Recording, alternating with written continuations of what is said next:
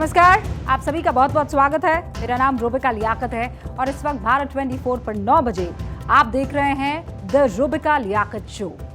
आज आपके लिए 9 बजे कौन कौन सी खबरें हैं, पहले उस पर नज़र डाल लीजिए और उसके बाद उस पर हमारा एनालिसिस, उस पर हमारी पूरी खोज, हमारा हर एंगल से आप तक खबर पहुंचाने का माध्यम बनेगा ये प्रोग्राम। तो शुरुआत होगी आज इस खबर से जो बेहतरीन नेता साबित करने वाली एक रिसर्च को आपके सामने रखेगी। बेहतरीन नेता कौन साबित हो रही है? महिला। जैसे घर संवारती है वैसे ही अपने क्षेत्र को भी संवार रही है और राजनीति में महिला नेताओं का प्रदर्शन जो है वो बाकायदा एक रिसर्च से सामने आया है, आपको बताएंगे। फिर बात करेंगे भारत के ग्रोथ इंजन की। ये विकास का नया विजन कहां तक पहुंच चुका है, कितना बाकी है, भारत ने कैसे महंगाई का जो डंक दुनिया झेल रही थी उसे दूर किया है, ये आप जानेंगे। ये ऐसा हम क्यों कह रहे हैं, इसका जो पूरा लब्बो लुबाव है वो एक बयान के जरिए आप तक पहुंचाने की कोशिश होगी और ये बयान किसी और ने नहीं, एस जयशंकर ने दिया है। फिर बात करेंगे क्रिकेटर मोहम्मद शमी की। क्या शानदार सफर इस इंसान ने अब तक जो है वो पूरा किया है, कितनी ट्रोलिंग को सहा, हर बार बाहर बैठकर अपनी टीम के अपनी बारी का इंतजार किया है। पर्सनल लाइफ से लेकर प्रोफेशनल लाइफ आज मोहम्मद शमी के डिस्कस करना जरूरी है क्योंकि वो देश की शान है। फिर बात करेंगे ये मेरा हिंदुस्तान है कि जहां दूध को दही बनाने वाला एक पत्थर हमें मिला है। करामाती पत्थर क्या करता है, कैसे करता है, आप जानेंगे ये मेरा हिंदुस्तान में। तो चलिए शुरुआत करते हैं द रूबिका लियाकत शो की। कल है 17 तारीख। कल मध्य प्रदेश और छत्तीसगढ़ में विधानसभा चुनाव है। हमारी तैयारी पूरी है। सुबह 7 बजे से लगातार आप चुनावी कवरेज देखने वाले हैं। चप्पे चप्पे पर हमारे रिपोर्टर्स मौजूद हैं। क्यों? क्योंकि कल जनता अपनी पसंद के उम्मीदवार चुनेगी। अगले 5 साल तक यही चुने हुए जीते हुए प्रतिनिधि आपके लिए आपकी जरूरतों पर काम करेंगे। बात आपके इलाके के विकास की हो कि राज्य के विकास की, आपका ये चुना हुआ प्रतिनिधि ही विधानसभाओं में आपको रिप्रेजेंट करेगा। इसीलिए कल उम्मीदवार के साथ साथ मतदाता दोनों महत्वपूर्ण भूमिका में नजर आएंगे। लेकिन आप अगर मुझसे पूछे कि ज्यादा ताकतवर कौन, तो मैं कहूंगी मतदाता। क्यों? क्योंकि वो अपने उम्मीदवार को एडवांस पेमेंट के तौर पर वोट कर देंगे। एडवांस पेमेंट, और उसी वोट का अगले 5 साल तक कर्ज अदा करना होगा जीते हुए नेताजी को। और वो कर्ज होगा इलाके का विकास, जनता से किए हुए वादों को पूरा करना, बिजली पानी के साथ साथ लोगों की सुरक्षा और सम्मान के लिए जरूरी कदम उठाना। और इन्हीं कामों को लेकर, यानी इसी कर्ज अदायगी को लेकर एक रिसर्च रिपोर्ट हमारे सामने आई है। ये रिसर्च इस बात पर की गई है कि चुनाव में निर्वाचित प्रतिनिधि और खासकर महिला प्रतिनिधि, उनका प्रदर्शन कैसा रहता है, वो लोगों की उम्मीद को कैसे पूरा कर पाती है। बड़ी दिलचस्प रिपोर्ट है। वर्ल्ड बैंक, राइस यूनिवर्सिटी और मैनचेस्टर यूनिवर्सिटी ने मिलकर महिला प्रतिनिधियों को लेकर एक जॉइंट रिसर्च रिपोर्ट जारी की है। इस रिपोर्ट के मुताबिक 37% लोगों का यह मानना है कि महिला प्रतिनिधियों के मुकाबले पुरुष जनप्रतिनिधि ज्यादा भ्रष्ट होते हैं। वहीं 38% लोग ये मानते हैं कि महिला जनप्रतिनिधि होगी तो घूसखोरी के मामले घट जाएंगे। इसके अलावा महिला जनप्रतिनिधि के मुकाबले पुरुष जनप्रतिनिधि पर ज्यादा आपराधिक मामले होते हैं। The United Nations university world institute for development economics research, इसके मुताबिक पुरुषों के मुकाबले महिला विधायकों और सांसदों की संपत्ति में 10% कम इजाफा हुआ है। महिला विधायकों और सांसदों के इलाके में अधूरे काम पुरुष जनप्रतिनिधियों के मुकाबले 22% कम है। समझे ना? मतलब महिला विधायक और सांसद के इलाके में जो अधूरे काम है वो पुरुष जनप्रतिनिधियों के मुकाबले 22% कम है, यानी बेहतर काम किया है। मतलब पुरुष जनप्रतिनिधि के इलाकों में जितने काम अधूरे रह जाते हैं उसके मुकाबले महिला जनप्रतिनिधियों के इलाकों में 22% कम काम अधूरे रहते हैं। इसका यह भी मतलब है कि महिला जनप्रतिनिधि अपने काम को ज्यादा तेजी और वक्त रहते पूरा कर देती है। ये रिसर्च 1-2 साल या 1 टर्म या 2 टर्म की नहीं है, बल्कि 20 साल तक कई देशों में किए गए सर्वे के आधार पर तैयार की गई है। ये रिपोर्ट क्या दिखाती है? ये दिखाती है कि राजनीति में महिलाओं की भागीदारी और ताकत क्यों बढ़ना जरूरी है। ये रिपोर्ट भारत सरकार के महिलाओं को 33% रिजर्वेशन देने के फैसले को जनता के लिए उम्मीद की नई किरण के तौर पर भी दिख रही है, क्योंकि जब सियासत में महिलाओं की हिस्सेदारी बढ़ेगी तो उनका परफॉर्मेंस और ज्यादा बेहतर होगा। जाहिर है इसका सीधा फायदा किसको होगा? वोटर को होगा, आम जनता को होगा। जब 21 सितंबर को राज्यसभा में महिला आरक्षण विधेयक पर फाइनल मुहर लगी थी, तब हमने और कई लोगों ने यह आशंका जाहिर की थी कि मौजूदा हालात में भले ही महिला विधायक और सांसद बनकर या चुनकर सदन में पहुंच जाती है, लेकिन बागडोर जो है ज्यादातर उनसे जुड़े पुरुष जो हैं वो निभाते हैं, यानी उनके पतियों, उनके बेटों, उनके भाई, उनके पिता द्वारा उस पूरे के पूरे मैकेनिज्म को संभाला जाता है। लेकिन इस रिसर्च से ये तो तसल्ली मिल रही है कि कई महिलाओं को स्वतंत्र रूप से अपना कामकाज संभालने, अपने पद की बागडोर लेने में थोड़ा वक्त भले ही लग जाए, लेकिन जब एक बार बागडोर संभाल लेती है तो उनका प्रदर्शन पुरुषों के मुकाबले ज्यादा बेहतर हो जाता है। अब सवाल यह है कि जिन राज्यों में विधानसभा चुनाव है, यानी छत्तीसगढ़ में, राजस्थान में, मध्य प्रदेश में, तेलंगाना में, मिजोरम में, वहां कितनी महिला प्रतिनिधि जो हैं वो चुनी जाएंगी, या फिर कितनी महिला उम्मीदवारों को मैदान में उतारा है। अभी 5 राज्यों में चुनाव हो रहे हैं, 591 महिला प्रत्याशी। ये जो मैं आपको अभी बता रही हूं, ये तो 3 राज्यों का बता रही हूं। कौन कौन से वो राज्य हैं? एक तो मध्य प्रदेश हो गया, एक छत्तीसगढ़ हो गया और एक राजस्थान हो गया। तो 591 महिला प्रत्याशी मैदान में इस वक्त उतरी हुई, जबकि कुल प्रत्याशी कितने हैं? 5590। यानी 3 राज्यों के चुनाव में सिर्फ 10% महिला प्रत्याशी इस वक्त चुनाव लड़ रही हैं। जाहिर है जब 10% महिला उम्मीदवार ही मैदान में आएंगी तो उनमें से 10 से 15% महिलाएं ही जीत पाएंगी। छत्तीसगढ़ में अगर दोनों राष्ट्रीय पार्टियों कांग्रेस और बीजेपी की महिला उम्मीदवारों की लिस्ट में देखूं तो यहां सत्ता में मौजूद कांग्रेस की 90 प्रत्याशियों में से सिर्फ 19 महिलाएं हैं, जबकि बीजेपी की तरफ से और कम 15 महिलाएं प्रत्याशी हैं। हालांकि इससे पहले 2018 के विधानसभा चुनाव में छत्तीसगढ़ में 16 महिलाएं जीती थी। अगर इस आंकड़े को पैमाना माना जाए तो महिलाओं को और ज्यादा टिकट मिलने चाहिए थे, लेकिन जो पार्टियां अपने घोषणा पत्र में टॉप टू बॉटम तक महिलाओं को लुभाने के लिए वादे कर रही है, वो ही पार्टियां उनके टिकट में उनके हक की हिस्सेदारी नहीं दे रही है। छत्तीसगढ़ में दोनों ही पार्टियों के घोषणा पत्र को आप देखें तो बीजेपी ने शादीशुदा महिलाओं को सालाना 12,000 रुपए देने का वादा किया है। ये मैं मैनिफेस्टो की बात कर रही हूँ। कांग्रेस ने क्या किया? ये बीजेपी ने कहा कि हम 12,000 देंगे, तो कांग्रेस ने इसे बढ़ाकर 15,000 रुपए सालाना देने का वादा किया। इसके अलावा दोनों पार्टियां कह रही है कि उनकी सरकार अगर बन गई तो महिलाओं को एलपीजी सिलेंडर 500 रुपए में मिलेगा। छत्तीसगढ़ में लगा हुआ से बिल्कुल सटा हुआ जो इलाका है वो है छत्तीसगढ़ से लगा हुआ मध्य प्रदेश। वहां भी महिलाओं को दोनों बड़ी पार्टियों ने कितने टिकट दिए हैं आपके सामने रखती हूँ।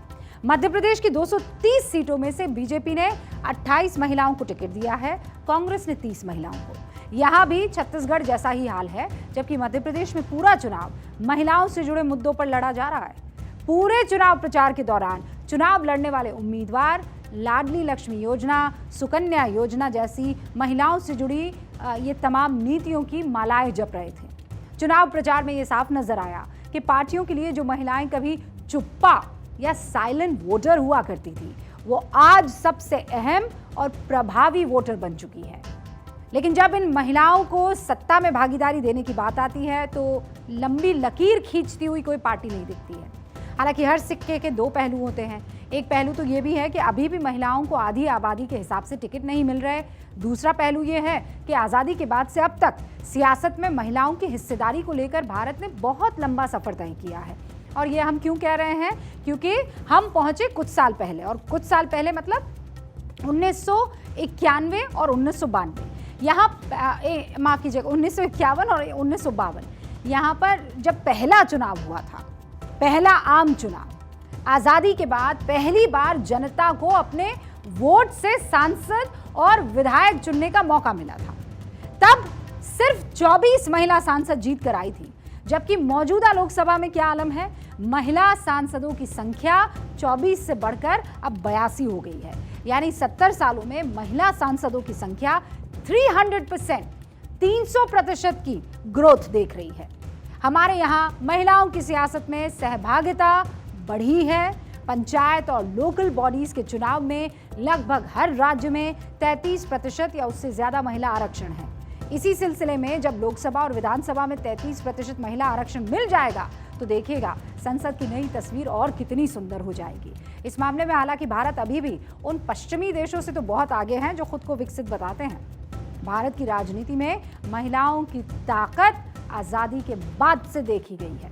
भारत में 1951-52 में हुए पहले चुनाव के बाद बनी पहली कैबिनेट में आपको पता है कौन कौन था? राजकुमारी अमृत कौर, देश की पहली स्वास्थ्य मंत्री वो बन गई थी। महिला, पहली देश की स्वास्थ्य मंत्री महिला। आजादी से पहले ही मद्रास विधानसभा में डॉक्टर एम लक्ष्मी रेड्डी पहली महिला विधायक जीती। 1963 में सुचेता कृपलानी उत्तर प्रदेश में देश की पहली महिला मुख्यमंत्री बनी। 1966 में यानी आजादी के सिर्फ 19 साल बाद इंदिरा गांधी देश की पहली महिला प्रधानमंत्री बनी। और क्या कद्दावर नेता।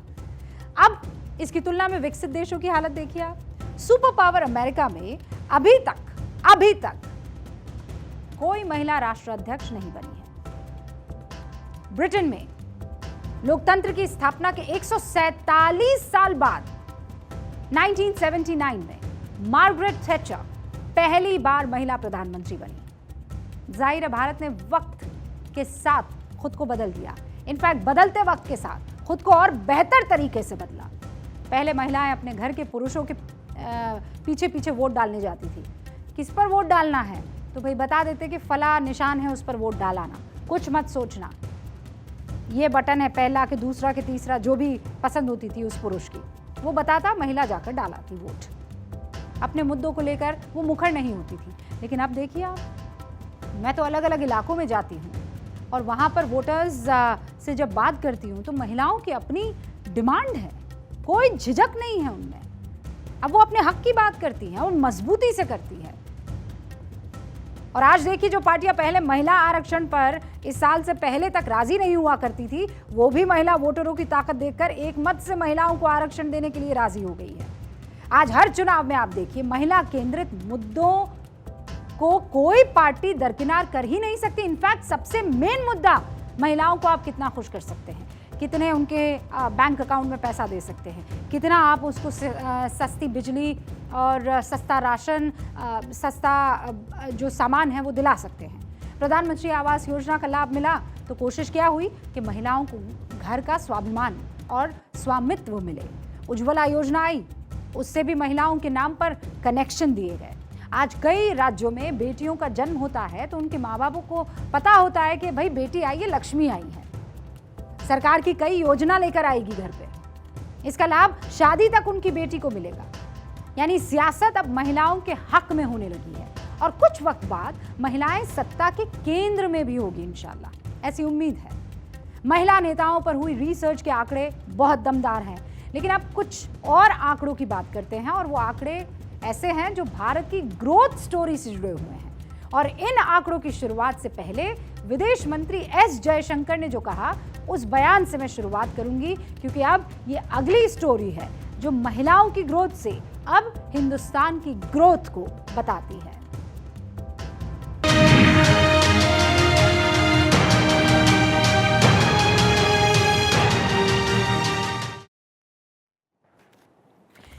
तो महिला नेताओं पर रिसर्च के आंकड़े दमदार हैं, लेकिन कुछ और दमदार आंकड़े जो आपको प्रसन्न कर देंगे। ये भारत की ग्रोथ स्टोरी से जुड़े हुए हैं। इन आंकड़ों की शुरुआत से पहले आप विदेश मंत्री एस जयशंकर ने एक बयान दिया है, उसे थोड़ा गौर से सुनिएगा। ये बयान अंग्रेजी में है। भारत के विदेश मंत्री एस जयशंकर लंदन में एक इंटरव्यू में ये बयान दे रहे थे। उन्होंने ब्रिटिश पीएम ऋषि सुनक से वहां पर मुलाकात की, दोनों के बीच फ्री ट्रेड को लेकर बात हुई। लंदन में ही एस जयशंकर ने जो ये इंटरव्यू दिया है, आप सुनिए। When it comes to the purchase world, just imagine for the moment, had we not bought oil from Russia, I think the global oil prices would have gone higher. because we would have gone into the same market, to the same suppliers that Europe would have done. And frankly, as we discovered, Europe would have outpriced us. We saw that in the LNG markets, where actually many supplies which were traditionally coming into Asia got diverted to Europe. And in fact, at least India was a big enough country to command some respect in the markets, but there were much smaller countries who wouldn't even get responses to their tender in Paris because the LNG suppliers were no longer interested in dealing with them. They had bigger fish to fry. So we've actually softened the oil markets and the gas markets through our purchase policies. We have, as a consequence, actually managed global inflation. So frankly, people should be saying You'll be thank doing you. service. Yes, absolutely. I'm waiting for the thank you. आपने पूरा बयान सुना होगा, हिंदी में जो हमने उसका अनुवाद किया था वो पढ़ा भी होगा। आखिरी 2 लाइनें महत्वपूर्ण थी। विदेश मंत्री ने जो कहा वो तथ्य पर आधारित है, ये भी समझ लीजिए, और तथ्य कभी गलत नहीं होते हैं। विदेश मंत्री क्या कह रहे हैं कि पूरी दुनिया को हमारा यानी हिंदुस्तान का शुक्रिया अदा करना चाहिए, क्योंकि हमने ग्लोबल इन्फ्लेशन यानी जो विदेशों में महंगाई है, इंटरनेशनल महंगाई है, उसको हमने रोक दिया है एक फैसले पर। विदेश मंत्री एस जयशंकर ने जो कहा उसके माने क्या है आप समझिए। एक्चुअली फरवरी 2022 में जब रूस और यूक्रेन के बीच जंग शुरू हुई तो अमेरिका समेत पश्चिम के तमाम देशों ने रूस पर आर्थिक प्रतिबंध लगाए।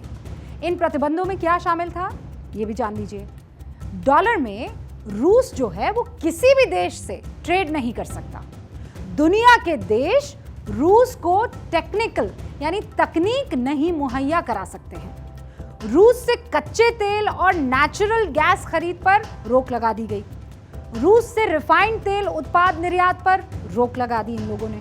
विदेशों में रूस और उनकी कंपनीज के खातों को फ्रीज कर दिया गया। तो ये तो कुछ प्रतिबंध है जो रूस पर यूरोपियन यूनियन और अमेरिका की तरफ से लगा दिए गए। लेकिन इन बैन्स का असर क्या हुआ?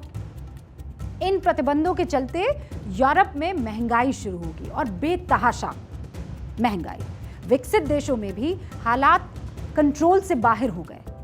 फरवरी 2022 में रूस यूक्रेन के बीच ये जो जंग शुरू हुई उसके फौरन बाद रूस पर आर्थिक प्रतिबंध लगे और इन प्रतिबंधों के लगने के बाद जर्मनी में मार्च 2022 में महंगाई दर क्या हुई? 7.4%। फरवरी 2022 में फिर अगर मैं आपको पीछे ले चलूं तो वो थी 5%। और फिर ये मार्च 2022 आते आते कितनी होगी? 7.4। एक महीने में लगभग 2.5% महंगाई दर बढ़ जाती है और इससे भी ज्यादा ऊर्जा संसाधनों के दामों में 40% की बढ़ोतरी हो जाती है। फरवरी 2022 के मुकाबले मार्च 2022 में जर्मनी में हीटिंग ऑयल में 144% की बढ़ोतरी हुई। मोटर फ्यूल प्राइस में 47% का इजाफा हुआ और नेचुरल गैस के जो दाम हैं उसमें भी 42% के नजदीक कहीं बढ़ोतरी देखी गई। खाद्य महंगाई दर में फरवरी से मार्च 2022 के बीच एक महीने में ही 1% से ज्यादा की बढ़ोतरी हो गई और ये 6.2% पर पहुंच गई। अब ये जो आंकड़ा आपने देखा ये सिर्फ जर्मनी का आंकड़ा नहीं है। यूरोप के हर देश में कमोबेश महंगाई इसी तरह तेजी से बढ़ी। ब्रिटेन में भी महंगाई बेतहाशा बढ़ी। ब्रिटेन में क्या हुआ? ब्रिटेन में जनवरी 2022 में महंगाई दर थी 5.5%। रूस पर लगे आर्थिक प्रतिबंधों के बाद क्या हुआ? अप्रैल 2022 में ये बढ़कर हो गई 9%। फ्रांस में जनवरी 2022 में महंगाई दर कितनी थी? 2.9%। अप्रैल 2022 में बढ़कर ये कितनी होगी? 5.2%। यूरोप के देशों के हालात ये थे। अब महंगाई की बात कर लेते हैं कि महंगाई को भारत ने काबू किया। कैसे किया भाई? विदेश मंत्री जो कह रहे हैं, अब वो जो कहना चाह रहे हैं उसके माने समझिए। रूस पर प्रतिबंध लगने के बाद रूस यूरोप को कच्चा तेल और गैस बेच ही नहीं सकता था। अब ऐसे में दुनिया के तमाम मुल्क जो हैं वो अरब देशों पर कच्चे तेल के लिए निर्भर हो जाते हैं और अरब देश तेल के बदले मनमाने पैसे वसूलते। इससे क्या होता? पूरी दुनिया की अर्थव्यवस्था पर असर पड़ जाता। लेकिन भारत को रूस से सस्ते दाम पर कच्चा तेल मिलता रहा। इससे क्या हुआ कि भारत की जरूरतें रूस की तरफ से पूरी हुई। चीन ने भी रूस से तेल खरीदा। इससे क्या हुआ कि अरब देशों को कच्चे तेल के दाम बेतहाशा बढ़ाने का मौका ही नहीं मिला। देखिए, रशिया यूक्रेन वॉर के समय सप्लाई चेन बहुत इंपैक्ट हुई, तो ऐसे में ग्लोबल मार्केट में क्रूड ऑयल रेट बढ़ रहे थे। अब हिंदुस्तान ने एक समझबूझ का फैसला किया कि एक अलग मार्केट रशिया से क्रूड ऑयल लिया डिस्काउंटेड रेट पे। अगर हिंदुस्तान ये फैसला ना करके उसी मार्केट से क्रूड ऑयल लेने जाता जहां बाकी दुनिया की कंट्रीज ले रही थी, तो वहां रेट बढ़ जाते क्रूड ऑयल के, क्योंकि हिंदुस्तान एक बहुत बड़ा इंपोर्टर और कंज्यूमर है क्रूड ऑयल का। कि हिंदुस्तान ने जो समझदारी भरा अच्छा फैसला लिया, उसकी वजह से कि रशिया से क्रूड ऑयल लिया जाए डिस्काउंटेड रेट पे, ना सिर्फ हिंदुस्तान में महंगाई कंट्रोल रही, बल्कि ग्लोबल क्रूड ऑयल मार्केट्स में भी क्रूड ऑयल के रेट ज्यादा नहीं बढ़े। तो भारत ने रूस से कच्चा तेल खरीदकर जो काम किया, इससे अर्थशास्त्री भी एक शानदार कदम मानते हैं और एस जयशंकर के बयान से इत्तेफाक भी रखते हैं। अब एस जयशंकर तो कह रहे हैं कि भारत की वजह से दुनिया भर में महंगाई काबू में रही, और विपक्ष क्या आरोप लगा रहा है? विपक्ष कह रहा है कि भारत में ही महंगाई बेतहाशा बढ़ी है। मध्य प्रदेश चुनाव प्रचार के दौरान आप याद कर लीजिए, कांग्रेस अध्यक्ष महंगाई की बात करते हुए दिखे कि नहीं दिखे? सुनिए। कांग्रेस पार्टी ये चाहती है महंगाई को रोक दो, लेकिन वो रोकते नहीं। अगर हमारी गवर्नमेंट आने वाली जरूर है, हम तो 150 के ऊपर जा रहे हैं। हमारी गवर्नमेंट आएगी तो महंगाई कंट्रोल करेगी। हमारी गवर्नमेंट आएगी, बेरोजगारी खत्म करेगी। तो क्या ये कहा जाए कि जिस भारत ने दुनिया में महंगाई को काबू में रखा, वो भारत अपने ही घर में महंगाई को काबू नहीं कर पाया? क्योंकि मल्लिकार्जुन खड़गे जिस तरीके की आरोप लगा रहे हैं, उससे तो यही लग रहा है। अब आंकड़े आपके सामने रखते हैं। अगस्त 2023 में रिटेल महंगाई दर क्या थी? देखिए, 7.44%। ठीक है, नोट कर लीजिए इसे। अक्टूबर में गिरकर ये कितनी हो गई? नोट कीजिएगा, 4.87%। अब थोक महंगाई दर देख लीजिए। थोक महंगाई दर मई में -3.48% थी और अब माइनस में ही है। अभी भी कितनी है? -0.52%। 0.52%। तो अब सवाल यह है कि आंकड़े गलत हैं या फिर विपक्ष जो आरोप लगा रहा है वो गलत है? आंकड़े और विपक्ष के आरोपों में से क्या सही है, ये हमने अर्थशास्त्री से समझ लिया। देखिए, विपक्ष का मैं पूरा सम्मान और आदर करता हूं, बट डेटा क्लियरली बताता है कि आज महंगाई कंट्रोल में है। अभी अक्टूबर का सीपीआई इन्फ्लेशन डेटा, रिटेल महंगाई डेटा है 4.87%। आरबीआई ने क्लियरली बताया हुआ कि उनका कंफर्ट लेवल है 4% ±2%, यानी 6% तक आरबीआई का कंफर्ट लेवल है। आरबीआई तो एक इंडिपेंडेंट ऑर्गेनाइजेशन है, तो यहां क्लियरली दिख रहा है कि आरबीआई के कंफर्ट लेवल में है महंगाई। ना सिर्फ कंफर्ट लेवल में है, बल्कि 5% से भी कम है, और वो भी ऐसे वक्त में जहां दो बड़े ग्लोबल युद्ध चल रहे हैं। रशिया यूक्रेन वॉर चल रही है, इजराइल हमास इशू चल रहा है, ग्लोबल सप्लाई चेन इंपैक्ट हुई है। ऐसे वक्त में जब ग्लोबली दो बड़ी लड़ाइयां चल रही हैं, उस समय हमारी सीपीआई इन्फ्लेशन को कंट्रोल में रखना, 5% से नीचे रखना, मेरे हिसाब से एक बहुत अच्छी चीज है, एक बहुत अच्छी जीत है। तो सुन लिया आपने, आकाश जिंदल जाने माने अर्थशास्त्री हैं। पहला सेंटेंस ही ये कहा कि मैं पूरा सम्मान करता हूं जो विपक्ष कह रहा है उसका, लेकिन आंकड़े झूठ नहीं बोलते। तो इकोनॉमिस्ट आंकड़ों को सही ठहरा रहे हैं, लेकिन सिर्फ इकोनॉमिस्ट की राय से अलग कुछ और डेटा मैं रखूं तो ज़रूरी होता है ना, क्योंकि वो भी आप तक पहुंचाना ज़रूरी है। सिर्फ इकोनॉमिस्ट की राय ठीक नहीं है ना। ये आंकड़ा दुनिया के बारे में क्या कहता है वो आप जान लीजिए। पेट्रोल के दामों के जरिए आप पहले समझिए कि दुनिया में महंगाई कितनी है। ठीक है, पेरिस से शुरू करते हैं।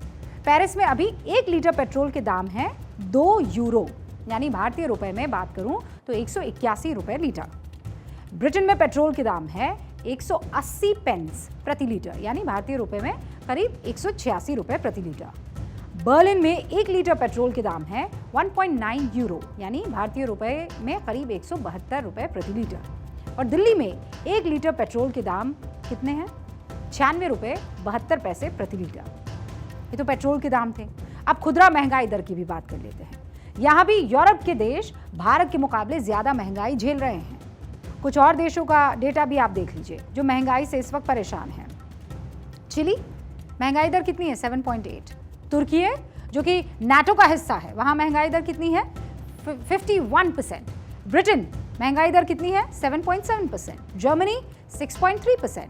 इटली में महंगाई दर कितनी है? 6%। भारत में कितनी है?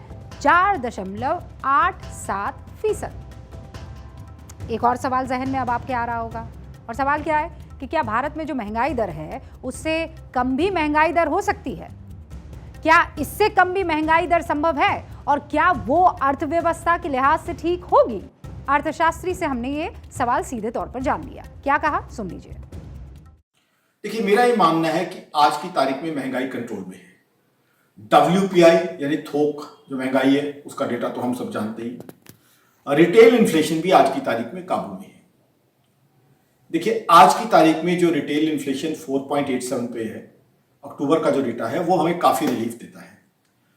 अब इसका मतलब क्या है कि आम आदमी के लिए और इकोनॉमी के लिए बहुत बड़ा रिलीफ है। और इसीलिए इसका प्रूफ ये है कि हमने देखा दिवाली के समय आम आदमी ने बढ़ चढ़ के बाइंग की है। अगर महंगाई ज्यादा होती तो आम आदमी उस तरीके से बाइंग नहीं करता। और ये जो महंगाई कंट्रोल में है इसका देश को और फायदा मिलने वाला है। अभी दिवाली के बाद एक बहुत बड़ा नॉर्थ इंडियन मैरिज सीजन है जिसमें जम के खरीदारी होती है, क्योंकि महंगाई कंट्रोल में है तो लोग जम के खरीदारी करेंगे, इकोनॉमी बढ़ेगी, रोजगार पैदा होगा, GDP ग्रोथ बढ़ेगी। फिर दिसंबर में हॉलीडे सीजन आ जाएगा, क्योंकि महंगाई कंट्रोल में है, लोग घूमने जाएंगे, शॉपिंग करेंगे, उससे इकोनॉमी और बढ़ेगी। तो मेरा ये मानना है कि आज की तारीख में महंगाई कंट्रोल में है, जिससे इकोनॉमी को, एम्प्लॉयमेंट को, सबको फायदा होगा। तो इकोनॉमिस्ट के मुताबिक महंगाई दर अभी कंट्रोल में है, जो इकोनॉमी के लिए अच्छा है, क्योंकि खरीदारी हो कि घूमना फिरना हो, सब कुछ तभी संभव होगा जब आपकी जेब में पैसा होगा और महंगाई कंट्रोल्ड होगी। महंगाई दर और दुनिया के मुकाबले भारत की महंगाई के आंकड़े अब तक आप देख चुके हैं। अब कुछ आंकड़े और देख लीजिए, और ये आंकड़े भारत की अर्थव्यवस्था के आंकड़े हैं। एस जयशंकर ने जो कहा है कि दुनिया को हमें थैंक यू बोलना चाहिए, दुनिया क्या हमें थैंक यू बोल रही है? कैसे, जान लीजिए। दुनिया की रेटिंग एजेंसीज भारत की ताकत की मुरीद हो गई है। कोई अतिशयोक्ति नहीं है, आंकड़े हैं। IMF ने कहा है कि भारत की अर्थव्यवस्था सबसे बड़ी और तेजी से बढ़ती हुई अर्थव्यवस्था है, जो उम्मीदों से बेहतर कर रही है इस वक्त। और भारत अभी दुनिया की अर्थव्यवस्था का ग्रोथ इंजन बना हुआ है। जबकि S&P ने कहा है कि वित्त वर्ष 2023 और 24 में भारत की वृद्धि दर 6%, जबकि 2024 और 25 में 6.9% रहेगी। फिच भारत की ग्रोथ रेट वो इस वित्त वर्ष में 6.2% रहने का अनुमान लगा रहा है, जबकि मूडीज ने क्या कहा है कि भारत की ग्रोथ रेट 6.7% रहेगी। ये वो रेटिंग एजेंसीज हैं जो भारत के लिए काम नहीं करती हैं, और अक्सर आरोप लगता है कि ये भारत को हमेशा जो है बेहतर राय में नहीं तौलती है, फिर भी ये भारत की ताकत मान रही है। ये रेटिंग एजेंसीज वो हैं जो भारत के सरकार के इशारे पर अपने डेटा को नहीं बदलती हैं, इनके अपनी मेथडोलॉजी होती है। ये रेटिंग एजेंसी सिर्फ और सिर्फ आंकड़ों पर बात करती है, और आंकड़े क्या कहते हैं? क्या भारत 2029 तक दुनिया की तीसरी सबसे बड़ी अर्थव्यवस्था बन सकता है? रेटिंग एजेंसी S&P ने क्या कहा कि भारत 2030 तक $7.3 ट्रिलियन की अर्थव्यवस्था हो जाएगा, जो कि दुनिया में तीसरी सबसे बड़ी इकोनॉमी होगी। यानी भारत की अर्थव्यवस्था सही ट्रैक पर है, तेजी से बढ़ रही है। और इकोनॉमी की बात अगर करें तो दुनिया के तमाम देशों की जो इकोनॉमिक ग्रोथ है वो क्या कर रही है, किस तरह काम कर रही है, या कितनी तेजी से चल रही है? क्या भारत यहां पर बेहतर प्रदर्शन कर रहा है कि जैसा बार बार विपक्ष की तरफ से आरोप लगाया जा रहा है कि खत्म है मामला, ना अच्छे दिन आए ना कभी आ सकते हैं, ऐसा जो कह रहे हैं, क्या उन्होंने इस टेबल को देखा है? कौन सा टेबल? 2014 में अमेरिका की अर्थव्यवस्था देखिए आप, क्या थी? करीब 1460 लाख करोड़। 2023 में कितनी हो गई? 2021 लाख करोड़, यानी ग्रोथ कितनी है? 50%। फिर आप चीन की बात कर लीजिए। चीन की अर्थव्यवस्था 2014 में कितनी थी? लगभग 872 लाख करोड़, और 2023 में बढ़कर कितनी हो गई? ये आंकड़े ध्यान रखिएगा, हाँ, 1497 लाख करोड़, यानी इसमें कितनी बढ़ोतरी हुई? 80%। जापान की अर्थव्यवस्था कितनी थी 2014 में? 349 लाख करोड़ से ज्यादा। 2023 में कितनी हो गई? लगभग 407 लाख करोड़, यानी 30% की बढ़त इसमें देखी गई। अब जर्मनी की बात कर लीजिए। जर्मनी की अर्थव्यवस्था 2014 से 2023 की अवधि में 323 लाख करोड़ से बढ़कर हो गई 341 लाख करोड़। ग्रोथ कितने परसेंट हुई? 5%। अब देखिए भारत, यह है भारत की इकोनॉमी। 2014 में थी 111 लाख 55 हजार करोड़, 113 लाख 55 हजार करोड़, और 2023 में बढ़कर ये कितनी हो गई है? 282 लाख 83 हजार करोड़, यानी कि 150% की बढ़त, 150% की बढ़त। यानी दुनिया में सबसे तेजी से बढ़ती हुई अर्थव्यवस्था कौन है आपसे पूछा जाए तो भारत। इसका मतलब यह है कि हम बहुत तेजी से अपने टारगेट की तरफ बढ़ रहे हैं, और वो लक्ष्य क्या है? वो लक्ष्य है 2047 तक विकसित भारत का निर्माण। और हमें उम्मीद है और ऐसी प्रार्थना है कि भारत तय वक्त पर, इनफैक्ट उससे पहले, अपना लक्ष्य हासिल जरूर करेगा। आगे बढ़ेंगे। ये तो ग्रोथ स्टोरी की कहानी थी और दिलचस्प आंकड़े थे, लेकिन एक और ग्रोथ स्टोरी है जो उम्मीदें जगाती है, और ये ग्रोथ स्टोरी है हमारे स्टार क्रिकेटर मोहम्मद शमी की, जिन्होंने हमारे देश की ग्रोथ स्टोरी की तरह एक क्रिकेटर और एक इंसान की शानदार यात्रा निभाई है।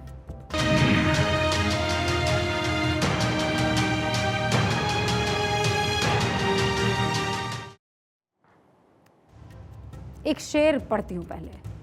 किसकी ये मजाल जो छेड़े दिलेर को, किसकी ये मजाल जो छेड़े दिलेर को, गर्दिश में घेर लेते हैं गीदड़ भी शेर को। और ये कहावत किस पर, ये शेर किस पर फिट बैठता है? टीम इंडिया के शेर मोहम्मद शमी पर। उन्होंने जिंदगी में कितनी भी चुनौतियां क्यों ना आ जाए, कहा आओ, वेलकम है। थकना, झुकना, रुकना उन्होंने नहीं सीखा। आज के बाद कल भी आएगा, वक्त आपके आगे सर झुकाएगा, सिर्फ संघर्ष जारी रखिएगा। इसको चरितार्थ किया है मोहम्मद शमी ने। भारत में चल रहे ओडीआई विश्व कप के सेमीफाइनल में, यानी कल, बीते कल के मैच में विराट कोहली ने सचिन का वर्ल्ड रिकॉर्ड तोड़ दिया। वनडे में 50वां यानी शतकों का अर्धशतक जड़ दिया। लेकिन उनसे भी ज्यादा चर्चा अगर किसी शख्स की रही तो वो है मोहम्मद शमी। उन्होंने दिल जीत लिया। वो भारत की तेज गेंदबाजी के नए सनसनी बन चुके हैं। लेकिन शमी का ये सफर ऐसे जो दिख रहा है आपको आसानी से, खट खट खट फ्रेम्स चेंज हुई और मजा आ गया देखने में, ऐसा नहीं था। जितना आपको आम दिख रहा है उतना आम नहीं था ये। जितना सरल आपको ये बदलती हुई फ्रेम्स में दिख रहा है उतना सरल नहीं था, क्योंकि शमी ने जिस संघर्ष का सामना किया वो अपने आप में एक प्रेरणा है, जिसके किस्से सुनकर हम एक दूसरे को मोटिवेट करने की कोशिश कर सकते हैं। शमी की जिंदगी हमें सिखाती है कि जीवन में जीत हार चलती रहती है, संघर्ष चलता रहता है, लेकिन फर्श से अर्श का सफर सिर्फ वही तय कर पाते हैं जो थकते नहीं हैं, रुकते नहीं हैं, झुकते नहीं हैं। कल्पना कीजिए किसी पर देश से गद्दारी का गंभीर आरोप लग जाए, परिवार टूट जाए, उसके मन में किस तरह के विचार आएंगे? ऐसी लाइफ उसे जहन्नुम लगने लगेगी कि नहीं? दुनिया छोड़ने का ख्याल उसके मन में आने लगेगा कि नहीं? जिंदगी बोझ लगने लगेगी कि नहीं? ऐसा हुआ है मोहम्मद शमी के साथ। एक बार जब वो अपने क्रिकेट करियर के टॉप पर हुआ करते थे, तब शमी पर एक वक्त ऐसा आ गया था कि पूरा जीवन उथल पुथल उनका हो गया था और वो जिंदगी से निराश हो गए थे। शमी ने कुछ वक्त पहले अपने कैप्टन रोहित शर्मा के साथ एक बातचीत में इस बात का खुलासा किया। उन्होंने कहा कि मैं पर्सनल लाइफ में उठे तूफान की वजह से सुसाइड करने की सोचने लगा था। ये उनके कहे को मैं पढ़ रही हूं। मेरे साथ दिन रात 24/7 कोई ना कोई रहता था क्योंकि मेरी मानसिक स्थिति ठीक नहीं थी। मेरा परिवार मेरे साथ था। अगर आपका परिवार आपके साथ है तो आप किसी भी स्थिति से निपट सकते हैं। अगर मेरा परिवार साथ नहीं होता तो हो सकता है कि मैं कोई बुरा कदम उठा लेता। मुझे लगता है अगर मेरी फैमिली अगर मेरे साथ ना होती, हाँ, तो शायद कहीं ना कहीं मैं अपने आप को, हो सकता है कि मतलब मैं अपनी क्रिकेट खो देता। मेरे दिमाग में तो आप यकीन करो, आप कोई माने ना माने, मैंने 3 बार सुसाइड का सोचा था उस पीरियड में। अरे बाप रे, अरे यार, उस लेवल का स्ट्रेस हो गया था दिमाग में, बहुत ज्यादा। मतलब क्रिकेट के बारे में सोच ही नहीं रहा था। ये तो अभी कहते कहते उन्होंने कह दिया, लेकिन सोचिए उस वक्त जब उन पर बीत रही होगी। 3 बार सुसाइड का सोचा। जिंदगी क्यों शमी को बोझ लगने लगी थी? शमी अंदर से क्यों टूट चुके थे? इस तस्वीर की वजह से, उनकी पत्नी हसीन जहां की वजह से। 2018 में हसीन जहां ने शमी पर घरेलू हिंसा, हत्या की कोशिश, बलात्कार के आरोप लगाए और कोलकाता में उनके खिलाफ एफआईआर दर्ज करा दी। इसके बाद शमी पर आरोपों की झड़ी लग गई। हर तरफ से शमी पर सवाल उठे, उनकी इज्जत की धज्जियां उड़ गई। इन सब के बीच हसीन जहां ने एक और गंभीर आरोप लगाया कि शमी मैच फिक्सिंग में शामिल है। नतीजा क्या हुआ? बीसीसीआई ने अपने सेंट्रल कॉन्ट्रैक्ट से मोहम्मद शमी को बाहर कर दिया और उनके खिलाफ जांच बैठा दी। हालांकि जांच में बीसीसीआई की एंटी करप्शन यूनिट ने शमी को बेगुनाह पाया। इसके बाद बीसीसीआई ने शमी को दोबारा अपने कॉन्ट्रैक्ट में शामिल किया या उनके साथ कॉन्ट्रैक्ट साइन किया। लेकिन तब तक शमी की बहुत बदनामी हो चुकी थी। कहते हैं ना, सच जब तक जूते पहनता है तब तक झूठ सारी दुनिया के चक्कर लगा आता है। शमी के साथ यही हुआ। हालांकि जब बीसीसीआई से क्लीन चिट मिल गई तो शमी दुनिया के सामने आए और क्या कहा सुनिए। मैं राहत महसूस कर रहा हूं। ये समय कई दिनों के तनावपूर्ण क्षणों के बाद आया है। शमी ने कहा कि हसीन जहां द्वारा उन पर लगाए गए कई आरोप जाहिर तौर पर उन्हें बदनाम करने, उनके क्रिकेट करियर को खत्म करने की कोशिश थे। शमी सिर्फ हसीन जहां के झूठे आरोपों और दुनिया के सवालों से नहीं जूझ रहे थे सर। उनके लिए इन आरोपों से बरी होना उतनी बड़ी चुनौती नहीं था जितनी बड़ी चुनौती और सदमा उन्हें बेटी से नहीं मिलने की वजह से मिला था। आज भी शमी अपनी बेटी से मिलने की ख्वाहिश पूरी नहीं कर पाए हैं। सोचिए, एक पिता अपनी बेटी से इतने महीनों से मिल ही ना पाया हो, जो बेइंतहा उससे मोहब्बत करता हो, उस पर क्या गुजरेगी। लेकिन उसके लिए शमी ने क्या कहा था सुनिए। मैं बेटी की कस्टडी के लिए कानूनी विकल्पों पर विचार करूंगा क्योंकि मैं उसे उज्जवल भविष्य देना चाहता हूं। इतना सब कुछ होने के बावजूद शमी ने हार नहीं मानी और फिर संकल्प लिया कि अब जिंदगी से हारना नहीं है, अब जवाब देना है। और सबसे खूबसूरत बात आप जानते हैं, उन्होंने जवाब जुबान से नहीं दिया, उन्होंने जवाब अपनी स्किल से दिया, अपनी गेंदबाजी से दिया। ऐसा नहीं है कि शमी ने क्रिकेट के मैदान में पहली बार वापसी की है। उन्हें खुद को पहली बार साबित करने में वक्त लगा था। इससे पहले भी ऐसा हो चुका था उनके साथ। इंग्लैंड में जो वर्ल्ड कप 2019 चल रहा था, उसके शुरुआती 4 मैचेस में शमी को टीम इंडिया की प्लेइंग 11 में जगह ही नहीं मिली थी। लेकिन जब मौका मिला तो शमी ने एडिलेड में मैच खेला, 4 पाकिस्तानी बल्लेबाजों को पवेलियन लौटा दिया। यूनुस खान, मिसबाह उल हक, शाहिद आफरीदी, वहाब रियाज इसमें शामिल थे। उस टूर्नामेंट में शमी जैसे खुद को साबित करने के लिए उतरे थे, वो काबिल तारीफ था। शमी उस फौजी की तरह तैयार थे जो हर दिन अपनी जिंदगी के उस इकलौते दिन का इंतजार करता है कि आज जंग हुई तो मैं सबसे बेहतरीन लड़ाका साबित हूंगा। वो उस जंग की तैयारी करता है जिसकी तारीख उसे नहीं खबर होती है, लेकिन उस दिन के लिए वो हर दिन तैयार रहता है, जूझता है। शमी भी इसी तरह तैयारी कर रहे थे और जैसे ही उन्हें मौका मिला टूट पड़े। 2019 के वर्ल्ड कप में शमी ने महज 4 मैचों में 14 विकेट अपने नाम किए थे। एक हैट्रिक थी उसमें। शमी की परीक्षा यहां खत्म हो जाती तो समझ में आता।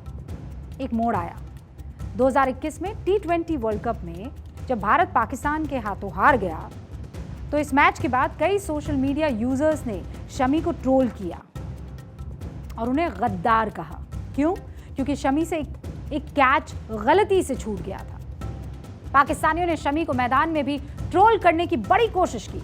उस वक्त भी शमी को बहुत गुस्सा आया, लेकिन शमी ने अपने आप को संभाल लिया, क्योंकि शमी जानते थे कि खिलाड़ी के तौर पर उन्हें कब कैसे जवाब देना है। उन्हें जवाब देने का मौका मिला भी, लेकिन इसके लिए उन्हें 2 साल इंतजार करना पड़ा। ये सब बताने के पीछे का मकसद है, अगर मान लीजिए इस वक्त आप किसी परेशानी में हैं, तो ये वक्त बीतेगा, आप मेहनत करते रहिएगा। मौजूदा विश्व कप के सेमीफाइनल में न्यूजीलैंड के खिलाफ मैदान में शमी जो उतरे, क्या खेले। इस महत्वपूर्ण मैच में शमी ने 7 विकेट लेकर भारतीय गेंदबाजों की लिस्ट में सबसे टॉप पर अपना नाम पहुंचा दिया। वो विश्व वनडे के इतिहास में भारत की तरफ से एक पारी में 7 विकेट लेने वाले इकलौते गेंदबाज बन गए हैं। लेकिन जो तारीफ शमी को अभी मिल रही है, उसका मौका आसानी से उन्हें नहीं मिला। लंबा इंतजार करना पड़ा। शमी को ये मौका अरसे बाद मिला। उनको वर्ल्ड कप के पहले 4 मैच में मौका ही नहीं दिया था। ये मैं अभी की बात कर रही हूँ, क्योंकि वो टीम इंडिया के शुरुआती पेस अटैक का हिस्सा ही नहीं थे। लेकिन बांग्लादेश के खिलाफ हार्दिक पांड्या चोटिल हो गए। उसके बाद शमी को बुमराह और सिराज के साथ देने के लिए, उन दोनों का साथ देने के लिए टीम में लाया गया। अपने पहले ही मुकाबले में शमी ने दिखा दिया कि वो इसके लिए पूरी तरह से तैयार थे। पहले ही मैच में मोहम्मद शमी ने 5 विकेट लेकर सबको जवाब दे दिया। वो अब तक 6 मैचेस में 9 की औसत से 23 विकेट ले चुके हैं। 3 बार 5 विकेट झटक चुके हैं। वो वर्ल्ड कप में सबसे ज्यादा विकेट लेने वाले गेंदबाज भी बन गए हैं, वो भी सबसे कम मौके मिलने के बाद। शमी वर्ल्ड कप में सबसे ज्यादा विकेट लेने वाले गेंदबाज भी हैं। किसी भी वर्ल्ड कप में इंडिया के किसी भी गेंदबाज का ये बेस्ट फिगर आज की तारीख में है। उन्होंने वर्ल्ड कप में सबसे कम पारियों में 50 विकेट पूरे कर लिए। वर्ल्ड कप के एक मैच में 7 विकेट चटकना या चटकाना गेंदबाजी के लिहाज से भारत का अब तक का बेस्ट परफॉर्मेंस है।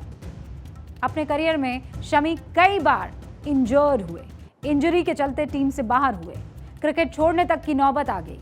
उनको सिखाने वाले और उनमें क्रिकेट का जुनून पैदा करने वाले उनके पिता की इस बीच डेथ हो गई। तब शमी इंग्लैंड के खिलाफ 3 T20 मैच खेलने की तैयारी कर रहे थे। 26 जनवरी 2017 को पहला T20 मैच खेला जाना था। उन्हें अपने पिता की मौत के कारण मैच छोड़ना पड़ा। इसके बाद उनकी निजी जीवन की परेशानियां शुरू हो गई। शमी का करियर खत्म होने की कगार पर था। शमी ने खुद सोच लिया था कि वो क्रिकेट को अलविदा कह देंगे, लेकिन कहते हैं ना, God helps those who help themselves. Bharat की जीत शमी के जुझारूपन को बताता है और भारत 24 ऐसे हर खिलाड़ी को सलाम करता है जिसके साथ जिंदगी एक अलग ही खेल खेल रही है, लेकिन वो जिंदगी से खेल रहा है और वो ऐसे खेल रहा है कि एक दिन आएगा जब पूरी दुनिया उसे सलाम करेगी, और यही मोहम्मद शमी के साथ हुआ। अब हम इंतजार कर रहे हैं और पूरी टीम के लिए दुआएं कर रहे हैं कि ऐसे ही हमारे एक की कहानी आप तक पहुंचाए, क्योंकि तब वर्ल्ड कप हमारे हाथ में होगा इंशाल्लाह। शमी तो एक ऐसे पत्थर हैं जो पारस के पत्थर बन चुके हैं। वो जिस चीज को हाथ लगाते हैं वो सोना बन जाती है। लेकिन आज ये मेरा हिंदुस्तान में हम आपको एक ऐसा करामाती पत्थर दिखाने वाले हैं जो जिस बर्तन में चला जाता है दही जम जाता है।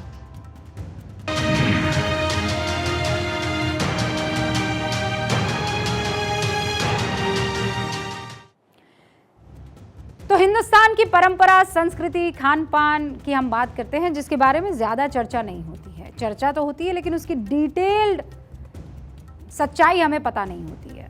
तो हम ऐसी ऐसी कहानियाँ आपके लिए खोज कर लाते हैं। हम सब जानते हैं कि दही कैसे बनता है। दही हम रोज़ सेवन उसका करते हैं। बचपन से दही हमने बनते हुए देखा है, इसीलिए हम सबको पता है कि दूध में थोड़ा सा दही या छाछ डाल दी जाए तो कुछ घंटों बाद वो दही बन जाता है। एक प्रॉपर टेम्परेचर होना चाहिए। लेकिन अब ज़माना तो फटाफट का है ना, इतना इंतज़ाम, इतना इंतज़ार कौन करे बताइए। तो हमारे देश में इसका भी नायाब तरीका निकल आया है। आपको करना क्या है, दूध को एक बर्तन में रखना है या दूध में एक पत्थर डाल देना है और फटाफट दही तैयार। ये आपके सामने एक्सपेरिमेंट होता हुआ अभी दिख भी रहा है। ये देखिए, ये है वो पत्थर। दूध में इस पत्थर को डाला और वो देखिए बेहतरीन दही बनकर तैयार। अभी धीरे धीरे वो जमेगा। कई लोगों को ये थोड़ा अजीब लगेगा कि भला पत्थर डालने से दूध का दही कैसे जम सकता है भाई, लेकिन ये सच है। और ये बात हमें पता चली जब हम पहुंचे राजस्थान। आम पत्थर नहीं है ये खास किस्म का पत्थर है जो सिर्फ एक ही गांव में पाया जाता है और ये गांव है जैसलमेर जिले का हाबूर गांव या पूनम नगर। यहाँ सदियों से इसी तरह दही जमाया जाता है। हाबूर गांव जैसलमेर शहर से करीब 40 किलोमीटर दूर है। इस गांव के नाम पर इन पत्थरों को स्थानीय बोली में हाबूरिया भाटा भी कहा जाता है। भाटा यानी पत्थर। दूध को दही बना देने वाले हाबूरिया भाटा की जो भी खूबी है और जो ये खूबी है उससे देश विदेश में बहुत लोकप्रिय है। इसीलिए हाबूरिया भाटा के बर्तन भी आजकल खूब बिकने लगे हैं और जैसलमेर आने वाले दुनिया भर के सैलानी हाबूरिया भाटा से बने बर्तन खरीद कर ले भी जाते हैं। और ये कोई चमत्कार नहीं है, ये पत्थर दूध को दही में कैसे तब्दील कर देता है, इसके पीछे ठोस वैज्ञानिक कारण है। लेकिन इससे पहले एक और बात आपको बता देती हूँ। आज जो राजस्थान और गुजरात के कई जिलों में रेत ही रेत दिखती है ना, यहाँ पर करोड़ों साल पहले समंदर हुआ करता था। वक्त के साथ समंदर सूख गया और ये इलाका रेगिस्तान बन गया, लेकिन इस जमीन की तासीर नहीं बदली ना। आज भी यहाँ कई इलाकों में समुद्र के अंदर मौजूद पत्थर और जीवाश्म मिलते हैं। हाबूर गांव में जो पत्थर मिलते हैं वो दिखने में हल्के सुनहरे और चमकीले होते हैं। रिसर्च में ये बात साबित भी हुई है कि इस पत्थर में दही जमाने वाले सारे तत्व मौजूद हैं, जिसमें एमिनो एसिड, फिनाइल एलिनिया, रिफ्टाफेन, टायरोसिन ये शामिल है। इसीलिए इस पत्थर के संपर्क में आने पर दूध दही बन जाता है, जो सामान्य दही की तुलना में ज़्यादा मीठा और सौंधी खुशबू वाला होता है। सैलानी इस तरह बने दही और उससे बनी लस्सी के दीवाने हैं। कई सैलानी इन पत्थरों और इनसे बने बर्तनों को खरीद कर ले भी जाते हैं, जैसा मैंने आपको बताया। राजस्थान में दुनिया भर से सैलानी आते हैं और यहाँ टूरिज्म की टैगलाइन होती है, जाने क्या दिख जाए। तो आप भी कभी जैसलमेर अगर जाते हैं तो हाबूरिया भाटा का दही ज़रूर ट्राई कीजिएगा।